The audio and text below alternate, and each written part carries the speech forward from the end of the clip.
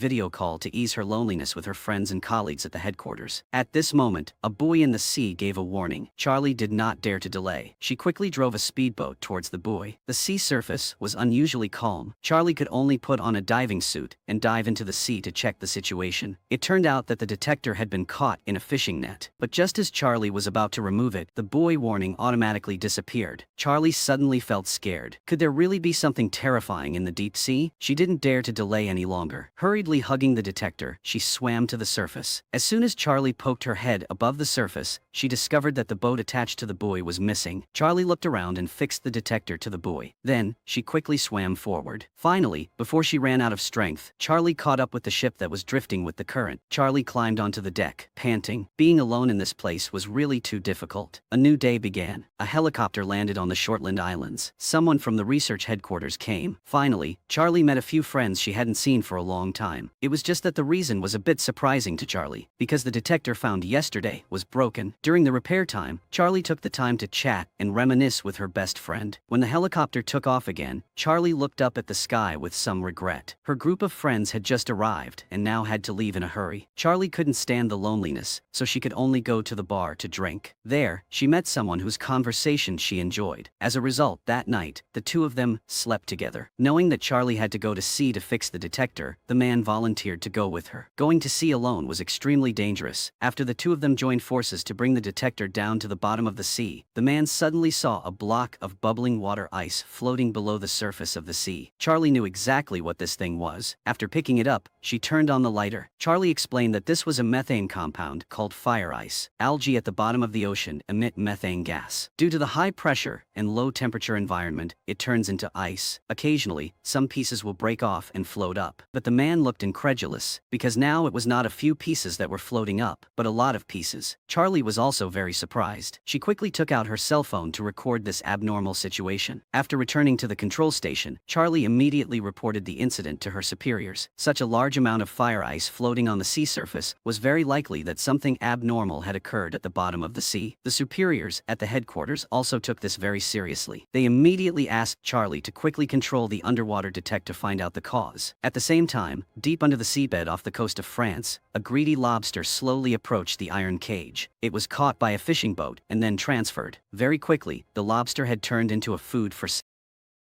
Ohio, Filipinas with Soup and Go. Ohio! Ohio! Make good mornings brighter with Soup and Go. sale. The chef had just cut into the lobster's body when he discovered a white liquid flowing out from its tail. The chef was a little suspicious and went closer to take a look. Unexpectedly, the lobster spat out